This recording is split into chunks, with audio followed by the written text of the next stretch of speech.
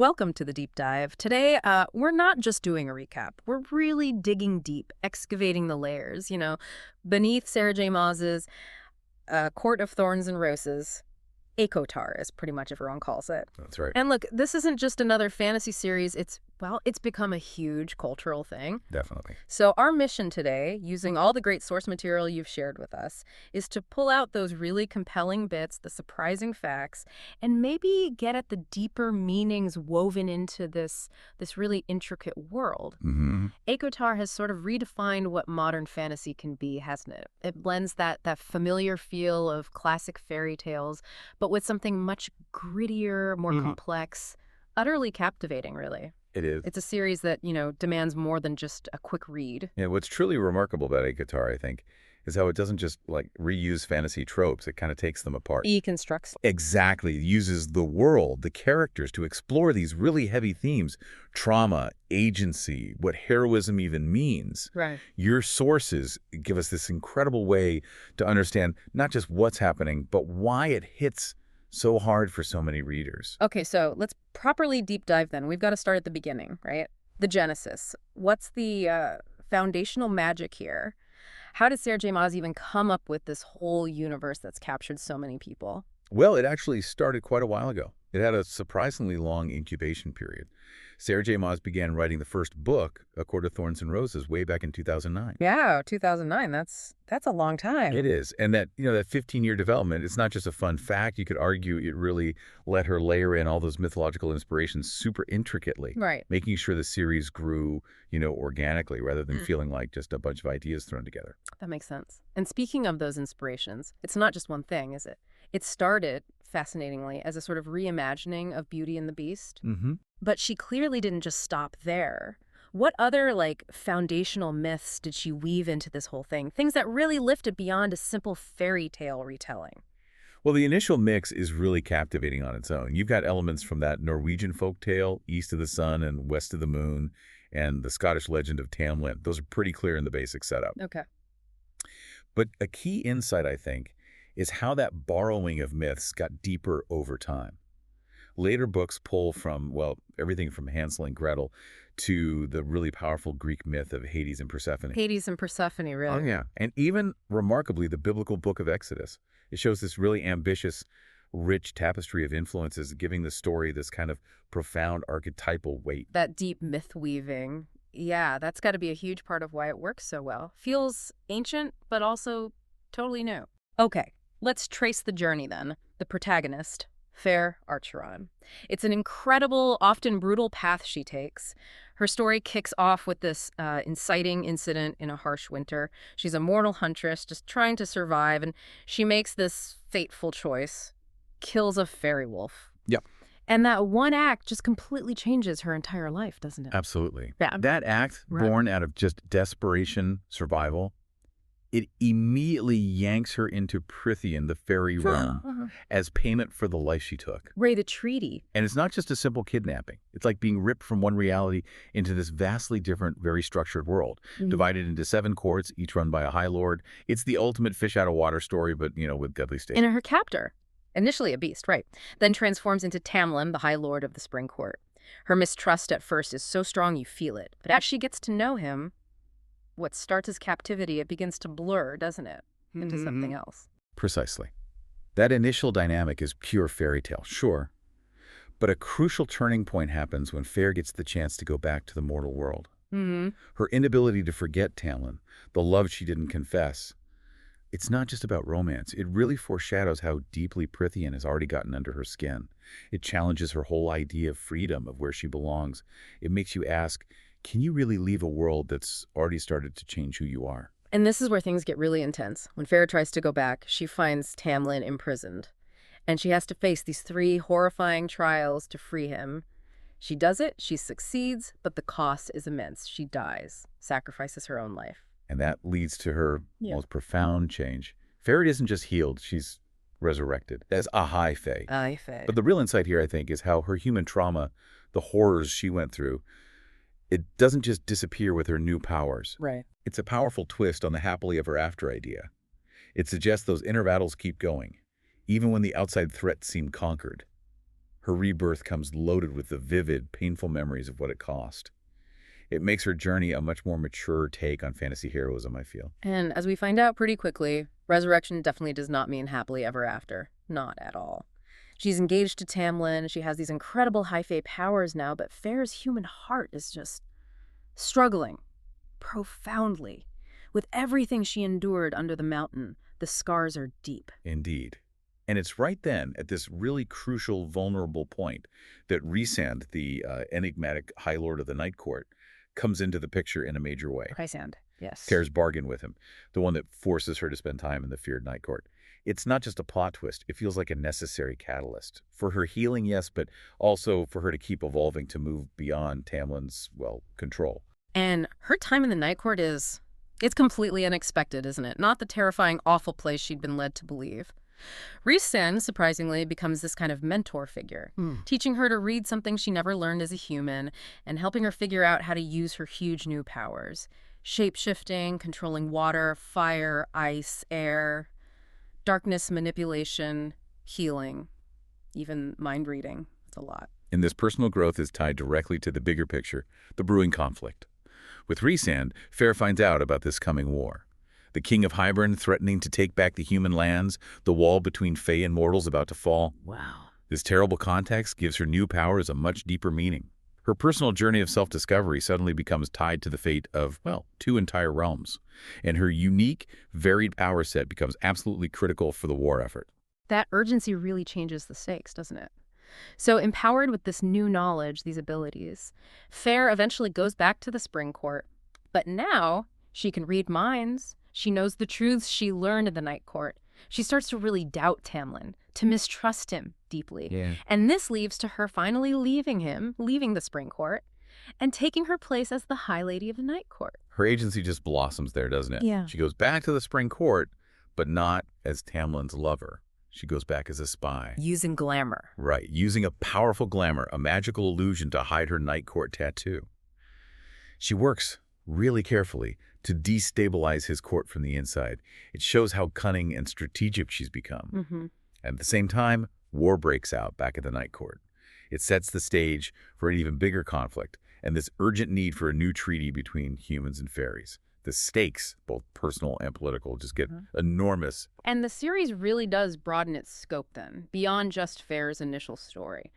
We meet her older sister, Nesta, and Cassian, that powerful, winged Illyrian warrior, key part of Rhysand's inner circle. Nesta's transformation is particularly powerful, I think, and maybe even more complex than Fair's. She gets thrown into the cauldron by the King of Hybern, comes out high fae, but she struggles so much with her new reality, with her grief, her anger, and these terrifying powers she doesn't understand. Yeah, she's difficult. It's a brilliant way to explore how trauma hits differently. Yeah. And the long, really hard road to healing. And there's the novella, too, A Court of Frost and Starlight. It gives us a look at the aftermath of the war, the Night Court trying to rebuild, but it also shows the lasting damage. The Spring Court has basically collapsed, and Tamlin is just stubborn, refusing Rhysand's help. Exactly, and it's Nesta and Cassian's story that really steps into the spotlight in A Court of Silver Flames. Nesta is battling serious depression, grappling with these huge powers she can barely control. A key thing about her character development happens at the House of Wind. She resists everything at first, but eventually she befriends the sentient house. Which is amazing in itself. It is. Yeah. She asks for smutty books to read, which sounds funny, but it's such a potent sign of her hidden vulnerability, her human need for connection, for escape, Yeah. and her training with Cassian. It starts off strictly physical, almost antagonistic, but it slowly, really authentically, deepens into this complex, profound romance.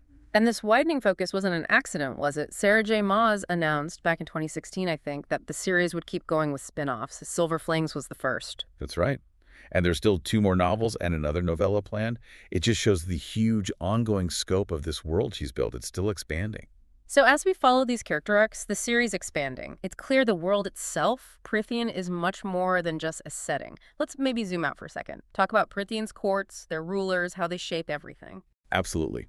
Prythian, the main continent, is just. It's masterclass world building. You have the 7 distinct Fae courts: summer, autumn, winter, spring, night, day, and dawn. each with its own culture, climate, its own high lord. And this division isn't just about geography. It deeply impacts all the alliances, the conflicts between the characters. Right. Take the Mortal Lands, for instance, south of Prythian, separated by the wall after that big war. The humans, mostly, have this deep-seated hatred for the Fae. It's a prejudice that affects both sides. Okay. Then you've got the Spring Court. Tamlin's court looks beautiful, borders the wall, but its history is dark. It allied with the King of Hybern in the past to enslave humans. Yeah. It still has this grim biannual tithe. The history, the darkness, and the beauty, it really shapes Tamlin's character and the choices he makes later. Definitely. Then the Night Court, ruled by Rysand and Fair now. Mountainous, famous for these breathtaking nights. But what's really telling is its split personality, you could say. Two subcourts. Right, the nightmares and the dreams. Exactly. The Court of Nightmares, the hewn city, under the mountain, brutal, violent residents, traditionally where the High Lord lived. Stark contrast to the Court of Dreams, Valaris, the city of starlight. Kept secret for ages. For generations, by these incredibly powerful spells, known for its artist's quarter, the Rainbow of Valaris, home to the House of Wind. Rysand prefers Valaris. And that deliberate secrecy, that stark difference between the two parts of his court, it perfectly mirrors Rysand's own complexity, doesn't it? The face he shows the world versus the heart he protects. That's a great point. And then there's Hybern, an island kingdom west of Prythian. No known humans live there, and its history tells you everything you need to know. Allied with fairies to enslave humans in the past war, and when they lost, they chose to kill all the humans on their land rather than free them. Horrifying. It sets Hybern up as this powerful, unforgiving enemy whose whole ideology is a massive threat to the fragile peace. That depth of world building is just incredible, really immersive. And these courts, of course, they're defined by their rulers, the key players. Maybe we should quickly touch on some of them again. Right. What makes them tick within this whole setup? Good idea. Fair, obviously. High Lady of the Night Court, first ever High Lady in Prythian. She's not just powerful, she's resilient. That stubbornness, that rebellious streak, combined with her unique mix of powers, shape-shifting elements, mind-reading it all, reflects her journey, her rebirth through different courts. Her adaptability is key. Then Tamlin, High Lord of Spring. Quiet on the surface, but with a serious short temper, great in a fight, powers like super strength, shape-shifting himself and others, glamoring those illusions. His arc is almost tragic, isn't it? Yeah. How trauma and misguided protection turn into control and isolation. It really is. And Rysand, High Lord of the Night Court, often called the most powerful High Lord ever. He wields darkness, mind powers, but also this incredible strategic mind hidden behind that arrogant front, all to protect his people. His ability to winnow teleport, basically, or even mist enemies, just dissolve them. It shows his raw power, but it's his intelligence that makes him truly dangerous. Absolutely. Nesta, Fair's older sister, she's like controlled power and deep struggle personified. Changed by the cauldron, she's become something like a death goddess, having stolen powers from it. Her journey through stubbornness and being so guarded towards accepting her power, her trauma, it's a really strong counterpoint to Fair's story. Very different paths. And finally, Cassian, Rysand's childhood friend, key Night Court member. He's just pure loyalty and strength, isn't he? That huge presence, the wings, integral to the Illyrians, the Night Court's warrior elite. Yeah, these characters in their courts, they're not just background. They're active players, shaping and being shaped by all the moral fights, the political struggles in Prythian. The series constantly pushes you, the reader, to look past first impressions, to understand the deeper reasons, the histories driving everyone's choices. It makes it incredibly immersive and really makes you think. It does. And given how rich this world is, the characters, it almost feels like it was made for the screen, doesn't it? You read my mind. And thankfully, that's actually happening. It is. Great news for fans. A TV adaptation of A Court of Thorns and Roses is officially in development for Hulu. For Hulu. This isn't just talk. It's moving forward. And they've got some serious talent involved, too. Sarah J. Maas herself is developing it with Ron Moore. Ron Moore, yeah. Who, does such an amazing job adapting Outlander for TV. That's a team that knows how to handle complex, beloved book series carefully for the screen. That's a very good sign. And the sources confirmed the script for the series was actually finished around June 2021. Oh, back then. So it's been in the works for a bit. Yeah, which is a huge step in the whole production process. Yeah. We don't have casting news yet or a release date, nothing like that. But the script being done shows real, concrete progress. So all we have to wait for more details. It's definitely happening. This world, all its details, these characters, we'll get to see them brought to life in a whole new way soon, hopefully. Fingers crossed. Well, what an amazing deep dive this turned out to be. We've gone all the way from the mythic roots of Akatar, seeing how those classic tales got woven into something totally new, Hmm. to Fair's incredibly dramatic, very human journey of transformation, and then out to the wider, politically charged world of Prithian and all its unforgettable characters. And this dive really highlights how Akatar isn't just a fantasy escape. It's a powerful story about finding your voice, challenging assumptions, and really grappling with the messy reality of trauma and healing. Yeah. It forces us to look past how things seem at first glance, both Uh, with the characters and maybe even with the old stories we think we know. So, the key takeaways for you listening in: this series brilliantly reworks classic myths. It gives us a protagonist whose journey and growth are just captivating. Absolutely. The dynamics between the Fae courts, their secrets, their moral gray areas provide this incredibly rich backdrop. And of course, the excitement for the TV show promises to bring this world to even more people. And maybe, if we connect this to the bigger picture, Yeah. Akotar takes those fairy tales we grew up with Yeah. and kind of forces us to face the idea that, well, heroism isn't always clean, Mm. love isn't always simple, and sometimes the most dangerous monsters have the most beautiful faces. Mm. What does that tell us about the stories we tell ourselves?